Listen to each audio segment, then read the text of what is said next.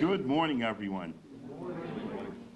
Well, we're here today for a very, very good announcement. We're talking about helping the youth in our community. We're talking about bonding the communities in our Boston area, all of them together, in hopes for making this a better future for everyone through the development of our youth, which, quite frankly, are our future. You know, we're pleased to invite everyone here to formally announce the 2019 Boston Police Youth Development Fund recipients. If we don't take stock in our future with the youth, then frankly, the city would be lost. The Youth Development Fund, funded by the City of Boston, provides $25,000 to 20 organizations. That's saying something. Just like putting your money where your mouth is when we talk about the future of our programs and our youth. As you can see here today, we have a fair representation, and the mayor will introduce everyone later, because you know I could stand up here and talk all day. But we will be hearing from Candace Gartley as well, and she's from the All Dorchester Sports and Leadership Educational Enrichment Programs. That's saying something, folks. And we appreciate your support and the feedback that we get from people in our city about what the youth in our city actually need and what programs are going to be beneficial, and not programs that are just funded just because they're programs with sustenance, which we have a list of over 20 right here from every community, concentrating on from children to teens. At risk or not, these funds go towards a better opportunity for all of them. As well, we will be able to provide you with the 20 organizations listed here. I don't want to read them all at length. And as you can see, we have many caretakers and community stakeholders and clergy and people of all faiths and denomination in this room for the purpose, again, of ensuring that this funding goes to the right place. And trust me, it will.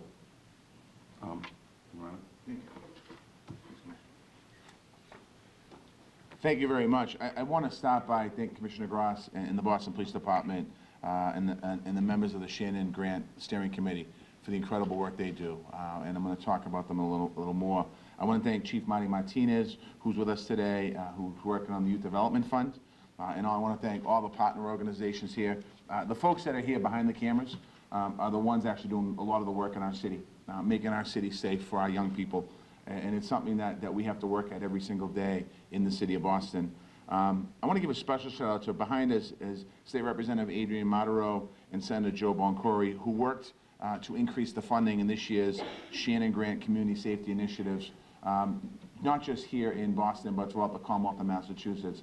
These state representatives have worked hard working with their colleagues across the Commonwealth to make sure that these funds not only get sent out and distributed to the most vulnerable communities and areas that need to happen, but to make sure the money's there. And this is the first time in a couple of years that we've had an increase in this line item. So I'd like to thank both of you.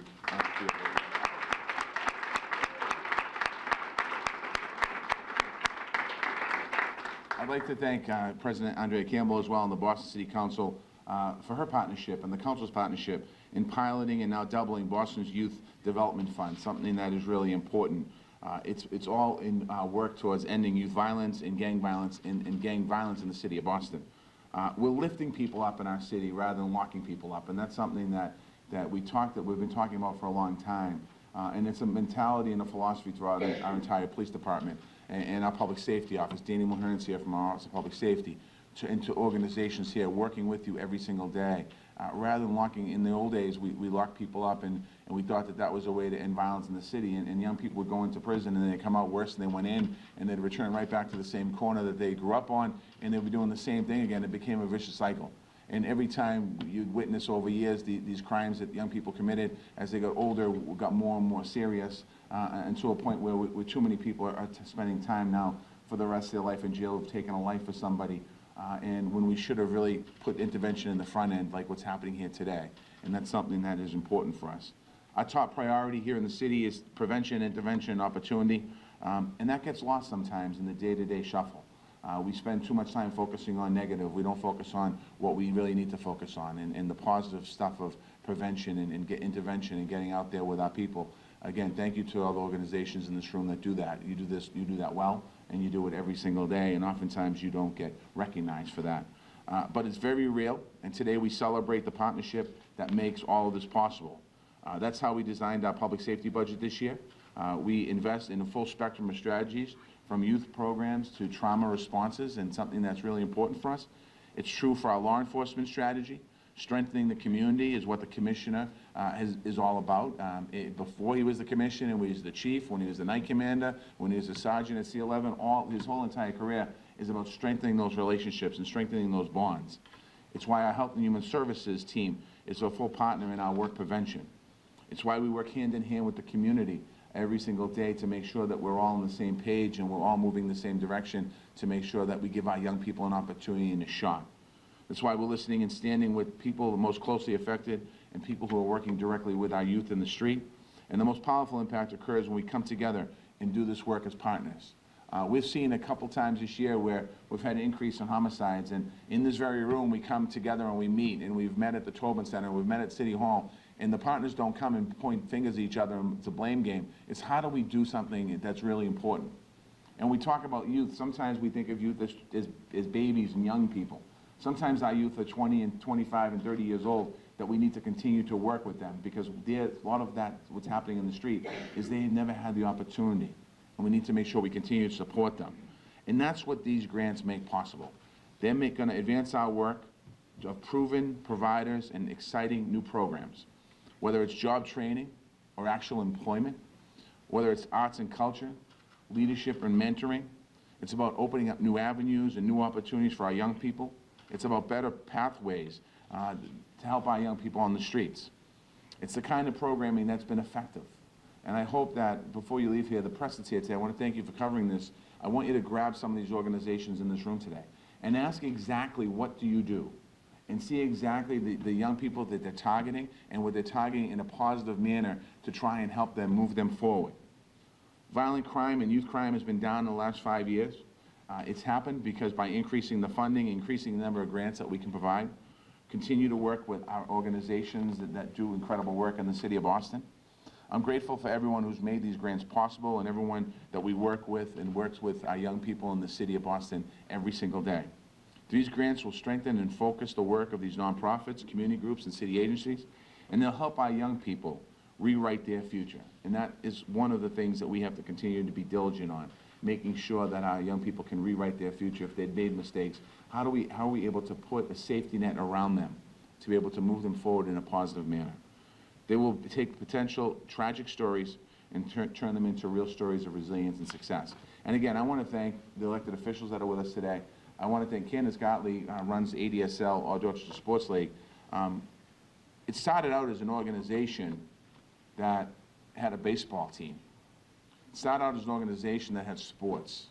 It's turned into an organization of tutoring, of mentoring, of helping young people. Most organizations in this room had a single focus when they started. And those organizations now have a broader focus because we understand the importance of making sure that we just not help the child and the young people, but we help the families as well moving forward.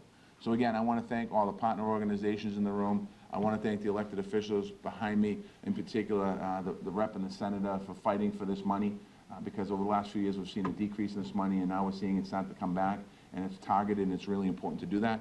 And I think am I turning over to somebody? Oh, and I get a chance to turn over. I just want to be clear too. We're going to have a press conference on the issue of the Shannon Grants, and those are the questions we're going to be taking on the Shannon Grants, and I hope that we can stick to that. And then afterwards, if we want, we'll have an avail outside to talk about other issues that you might want to talk about today. So with that, outside, with that, I'm going to turn it over. Marty Martinez, the Chief of Health and Human Services, probably his cabinet touches almost every single aspect of young people in the city of Boston, whether it's BCYF or Health and Human Service or public health. All of those different areas are an important part of making sure that we continue to touch our young people at all different points. So, Chief Martinez.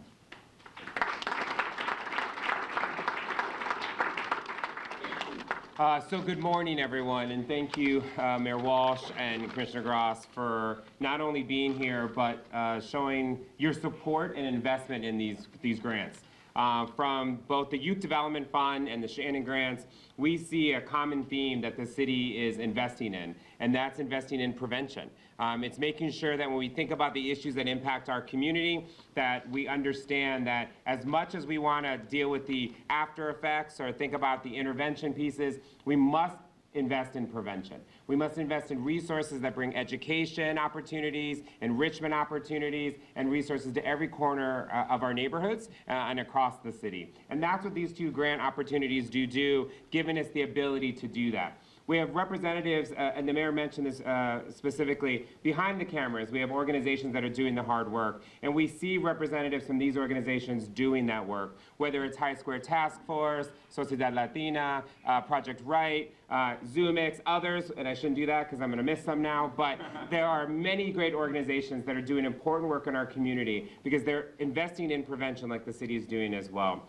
As the city looks to make sure that what we're doing is making an impact in the lives of young people, we also want to make sure we're making an impact in the lives of families. And through the Health and Human Services Cabinet, that's the work we're trying to do. Whether it's through our partners, some of which are here from our Boston Centers for Youth and Families, whether it's the work we do with trauma teams and intervention through the Boston Public Health Commission, or whether it's dealing with other issues impacting youth in the community, like youth homelessness or addiction and treatment and recovery, we're working to invest in resources that help all Bostonians succeed. And Health and Human Services is glad to be a partner when we think about public safety and a partner when we think about this incredibly valuable work to ensure all Bostonians have access to the resources they need to be healthy.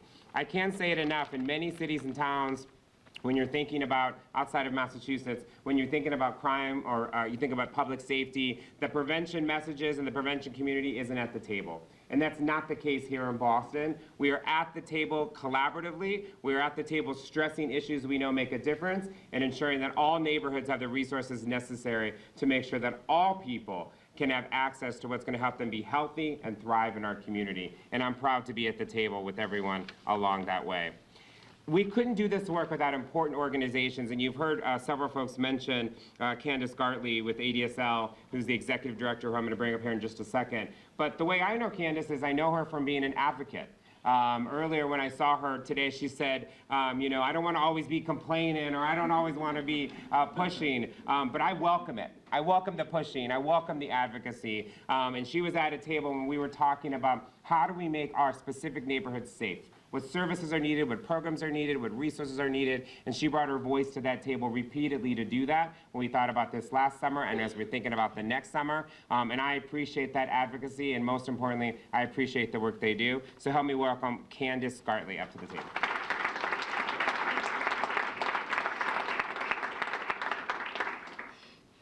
I did whine a little bit with him. I'm not going to do that anymore. Good morning, everyone. My name is Candace Gartley. I'm the Executive Director of All Dorchester Sports and Leadership. Good morning, Mr. Mayor, Commissioner Gross, Councilor Campbell, our other esteemed elected officials. Not since the inception of All Dorchester Sports and Leadership in 1983 has there been a greater urgency to provide a safe and nurturing space for children, adolescents, and teenagers who live in the center of Dorchester's most diverse neighborhood. In 1983, ADSL was created to be a uniting force for the youth of our diverse community, to see each other as teammates and not as adversaries. Now, 35 years later, the founding notion of creating a place of respect for children and young adults of all backgrounds to come together to play sports, to stretch themselves academically, to become fit, to make healthy food choices, and to become leaders, it still resonates as strongly today as it did in 1983. And we have not done it alone. Being an organization that was born of community and city services, we have worked side by side with our mayor, the Boston Police Department, and now, thankfully, the Department of Health and Human Services to make ADSL a thriving and vibrant place. Our partners in this room have understood for a long time, and with their continued support, we will demonstrate that we are here for the long run.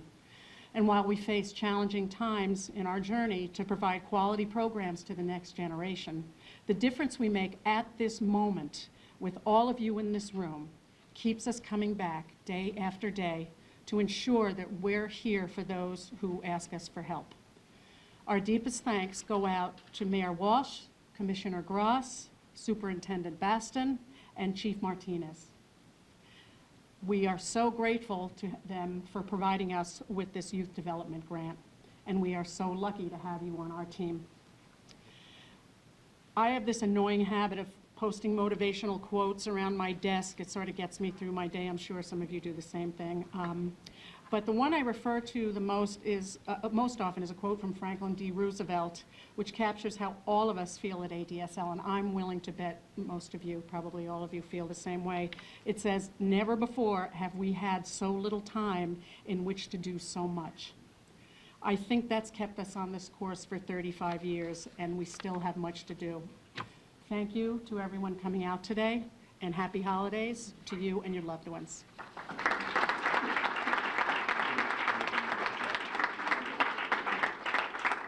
Now we're going to ask City Councilor Andrea Campbell to say a few words. Thank you. Good morning. Good morning. Okay, this is a celebration. We're giving out money. Good morning. I will be brief. I just want to first thank the mayor for the partnership, as well as DPD. I also want to thank the Grants Division, Maria Damon, for their hard work, and your whole team, Superintendent Daly as well. This is a special day. My first hearing on the council when I chaired the Committee on Public Safety and Criminal Justice was a 4-hour hearing asking young people to come to the council and talk about the importance of programs that serve them. And out of that hearing, we had young people say, but for this program, I would be dead. But for this program, I'd be incarcerated. But for this program. And we acknowledged our state partners earlier. We have SSYI, we have the Shannon Grant, which is great. But one of the things I noticed is that we didn't necessarily have the funding and a line item in the city's budget for these programs. That was my first budget ask as a counselor, and so the mayor, I brought it to the mayor, and he said, okay, let's do it. So this is a special day. We started with $250,000. I want it to be in the millions. I'm sure we'll get there. But we doubled it to $500,000. But the first round of funding, we had almost 120 organizations apply. We could only grant 11. So I'm dedicated to continuing to increase this fund on the council side. I want to thank also my colleagues who couldn't be here, who are also advocates for this fund. I also want to acknowledge Sheikh from Councilor Flaherty's office, who is chairing a hearing right now. But this work happens because all of the organizations behind the cameras show up, advocate for our young people every single day. They do the tough work. They make, frankly, our jobs a little bit easier.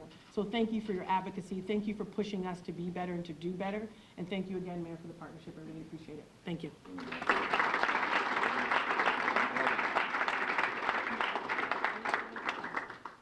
And also, my folks know how I am. I like giving credit where credit's due. So can I have Maria Cheevers come up? Damon Bills, Luca, Superintendent Daly. I want people to see who's actually doing the work, who's doing the writing. And that's right. Look at our team. And when we say our team, we mean everybody from BPD to, I don't believe you're a whiner, you're an advocate, right? To everybody here, because we sincerely care about the youth in our community.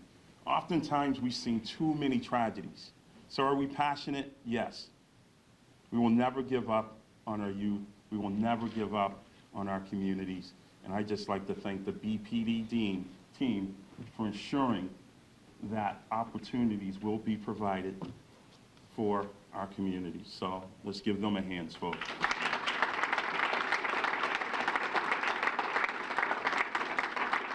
Now, do you have any questions to any of us pertaining to these issues? Commissioner, can you talk a little bit about the strategy to keep this funding? It seems like that is kind of a challenge over the years, just to keep the money growing so we can do a long. You know, the strategy quite simply is advocacy. We must let people know what our needs are, what our concerns are, and as well, why they're important. What's at risk? Where will we be in the future if we continue to fund these programs? We all know about a mission statement, but we must have a vision too, of where we want to be in the future and what we want to see for the young men and women in the city of Boston and all of our neighborhoods that need our services and our help. You have a strong team right here, and that's a part of our policy, is to educate folks about the needs and the benefits of providing. Apologies if I missed it at the beginning, but is it 2 grants that total $500,000? Is that how it breaks down? What's the money breakdown on the 2 grants? It's still in the process right now. We don't have the number? No, we have no, every organization get a different amount. But in when they total? apply. In total, over 2 million, I believe, for Boston. Well, it's a total of 10 million altogether. It was a total of 10 million throughout the state, and then we apply to get money into Boston. What It's is a the hope? statewide initiative. And the hope is how much money? 2 million. We're hoping, all right, but, you know, Andrea Kim wants 10 million. yeah. We're not sure what we can do about that, but we have to share with the state. And every dollar is important, so it's good that we're able to provide funding that is available. But talking about advocacy, you see the benefits. Come on, everybody. We have media here. We need more funding. It goes to the right places and it does the right thing. Can you just talk about the Shannon and initiative, the Shannon Grant itself? What is it? Sure. The importance thereof? Because So the Shannon Initiative is a, You're here. oh, you didn't know. I speak out. I know. The Shannon Initiative is it's a 13-year-old grant for the city, from the state, the Executive Office of Public Safety and Security. It goes to probably 21 different municipalities, Boston being one of them. In Boston, we've used the Shannon funds to support city-led and nonprofit organizations. City-led efforts like BCYF, city-led efforts like YOU Boston, and then nonprofits like Project Right, Black Ministerial Alliance in the past. And so we have new organizations that were awarded this year. We don't have a monetary value yet to provide those organizations because we haven't received a grant from the state, which is still pending, as they said. So it's something that we love. I've been doing this for 5 years. We have a lot of my partners, all the Shannon partners in the back here, new and current. Really love this grant and really supportive of state reps for us to get us to where we are. How do you pick which agencies get? So we probably received about 60 applications. We have a steering committee that goes over and evaluates every application. We can only pick around 15. So they we go through it, and whoever has the strongest application, those who. Based on like their overall impact, or if they have a bigger impact? or- Based on their impact, the youth served, their program areas, their at-risk youth that they serve. So it's a lot of different variables into the award. Hey, Shannon partners. See why I brought him up here, right? It was started by Senator Shannon, the late Senator Shannon, who was a retired police officer, who thought it was important to get money into fighting crime, not in the way of, again, locking people up, but by getting money to cities and towns throughout the Commonwealth. So that's where it started. And over the last few years, it's had ebbs and flows depending on the economy. But the senator and the rep behind us this year were able to get more money in the grant to do more opportunities for granting around the Commonwealth. Any other questions on this? Thank you for coming today. I appreciate it. Thank you, everyone, all the partners here. And happy holidays. Thank you.